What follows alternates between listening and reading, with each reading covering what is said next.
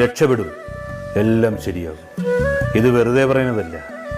രക്ഷപ്പെട്ട എല്ലാവർക്കും ഇങ്ങനെയൊരു കാലം കൂടെ ഉണ്ടായിരുന്നു എന്നതുകൊണ്ട്. ഏറ്റവും മോശം അവസ്ഥകളിലൂടെ നമ്മൾ കടന്നു പോകുമ്പോഴാണ് നല്ല നിമിഷങ്ങൾ മനസ്സിലാക്കുന്നതും നല്ല മനുഷ്യരെ തിരിച്ചറിയുന്നതും.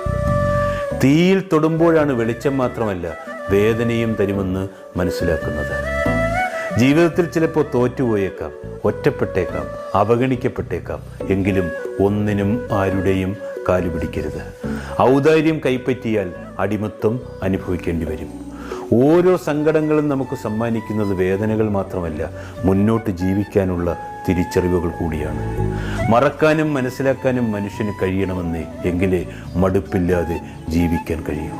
മറന്നു കളയേണ്ടതും അകറ്റി നിർത്തേണ്ടതും അങ്ങനെ തന്നെ ചെയ്യണം. എങ്കിലേ മനസ്സമാധാനത്തോടെയും സന്തോഷത്തോടെയും ജീവിക്കാനാവും.